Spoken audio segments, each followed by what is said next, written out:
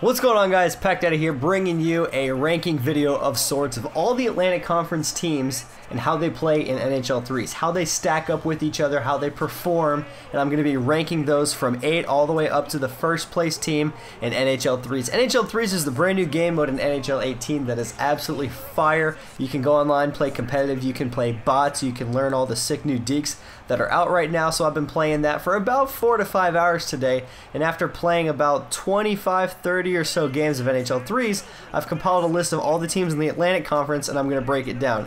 NHL 3's in the background, as you can see, as I said, an arcade mini game. It's played on a mini rink. The hits are bigger, the shots are cleaner. You can do anything you want, including running goalies. The only penalty you're going to get called for is when you trip somebody on a breakaway and it results in an automatic penalty shot. The games go to 5 points. There's regular pucks that are worth 1 point, money pucks which are worth 2 and 3 points. As you can see up in the left, right underneath the scoreboard, it shows you what puck is active.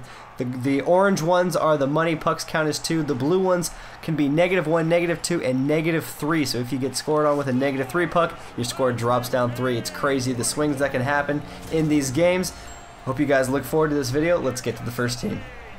So the first team on the list from the Atlantic Conference is going to be the Buffalo Sabres. The Buffalo Sabres in this game, unfortunately, are impaired by having a bunch of really low-skilled players. A bunch of big guys, which is key in NHL 3's because the hits are absolutely crazy and can turn a play on its end. So we're going to try and add Jack Eichel to this one to try and speed things up. But the Buffalo Sabres just play such a sluggish game. They're all over the place. They don't coordinate well with each other. The way they play is just very lackadaisical, and it's just not fun. You can't really get anything flowing. When it looks like you have a break down the ice, any team you play against will catch you. And when you're trying to make a play, nobody really wants to get open into a nice position, and so you end up just getting floored by whatever team you're looking at. When you're sitting here cycling through the zone, looking for those open guys, they just don't stand in those intelligent places, and the play can't really happen. Of course, when actual plays do go right, anything can look pretty. These one-timers right here are sick. One-timer is the way to score when you want to get something done in NHL 3's. It's just working those plays and trying to get open, and it's just increasingly hard to do it when you use the Buffalo Sabres. They're just a slow team.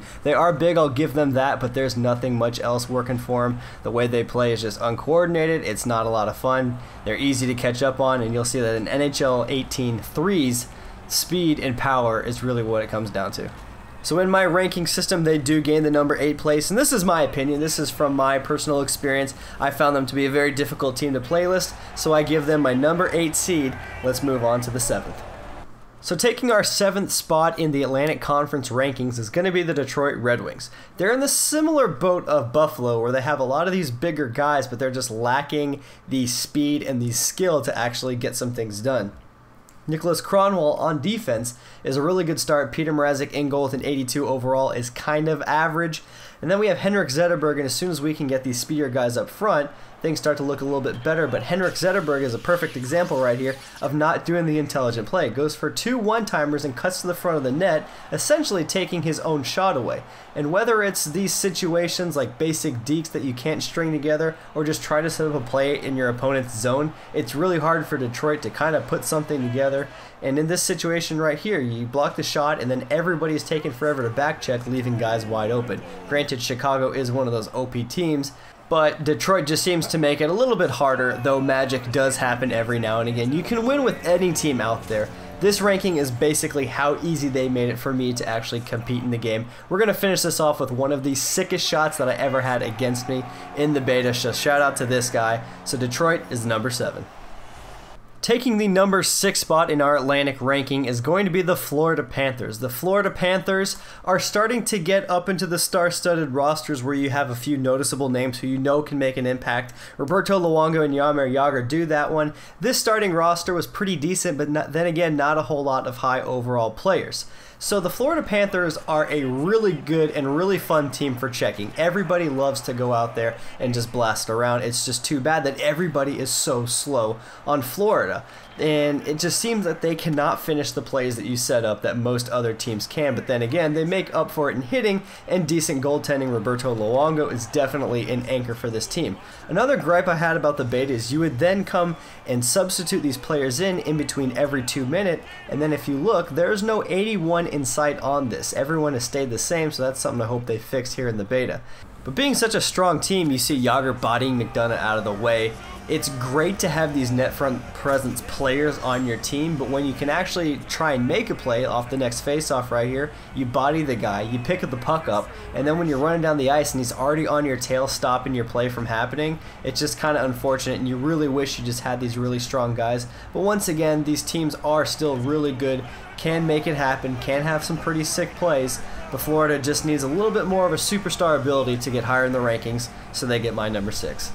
So rounding out the bottom half of this list is going to be the Toronto Maple Leafs. The Toronto Maple Leafs are crippled by ratings right now. Their highest overall player, not a goalie, besides Frederik Andersen, is an 83 overall. These are the young stars. These guys are going to be superstars in a couple years, but as of right now, their ratings are incredibly low. Therefore, they get thrown around a lot. However, they are absolutely fast as balls and get in the cracks and make things happen.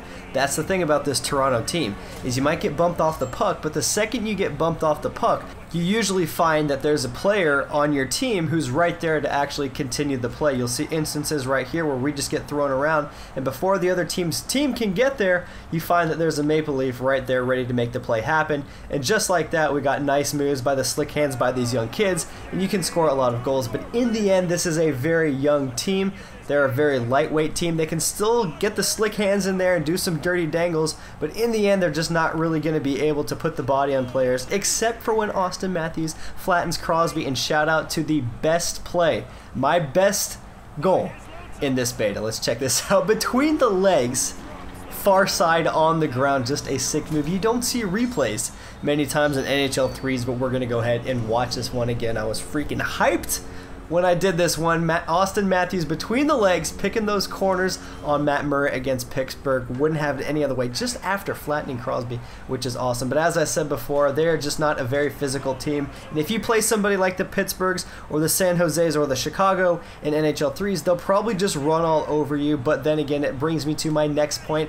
Frederik Andersen is the absolute anchor for this team. He played an amazing game for the couple games I was in here, and he definitely brings this team up a few points. So that's why I got them at the number 5 rating. But then again, just these young kids, they just know how to score, and in the end, they're pretty decent. So I give them the number 5 rating in the Atlantic Conference.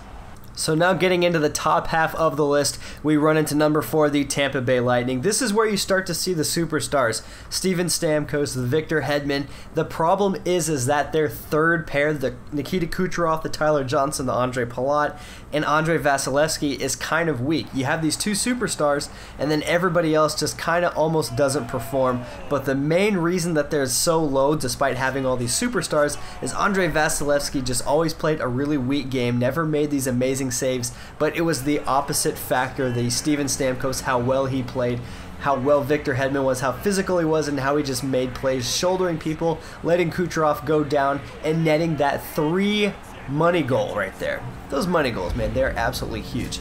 So pretty simple review. This team is really good, has a lot of skill. They're just pretty weak in goal, so if you guys don't give up a lot of shots, this is a great team to pick, but this is my choice for the number 4 team in the Atlantic Conference. So rounding out the top 3 is the Montreal Canadiens. These teams, these last 3 teams were miles beyond the previous 5 we've talked about. Pacioretty, Shea Weber, Alexander Radulov, who's actually on the Stars now, so don't count this going into the actual game. But these guys were absolute money. Not only were they just bruisers out there, but there's a lot of skill between these 3 guys. Absolutely love playing with them. Right out the rip of the first game, he comes down and snipes it past Matt Murray. Love seeing that. And these guys are just so smart, and they mesh so well with each other. You got Weber making the play to Radulov, who Pacioretty is keeping up with it. You crisscross after a little bit too much these dipsy dangling. You find Pacioretty is in the right place at the right time, and he makes these things happen. It's great when you have a team who's just syncing well with each other and knows where each other is going to be. And this play is the epitome of why I loved Montreal. You got Shea Weber bodying the guy off with a defensive skill stick. He's going to pass it up to Pacioretty, who's big enough and strong enough to knock off this check check from Kessel, who throws it over to Radulov for the snipe. Just all three people playing their parts. Montreal was an incredibly consistent team. I loved playing with it. If they were just a little bit faster, had a little bit more skill, I would have absolutely enjoyed it. And then you got Carey Price in net, and they don't really have too many highlight reels of Carey Price, but if I did, it would just bring the point even more. Montreal is just a freak, and then you have Carey Price in net. It really just gets the job done. So Montreal gets my number 3 for the Atlantic spot, and then we got 2 more remaining.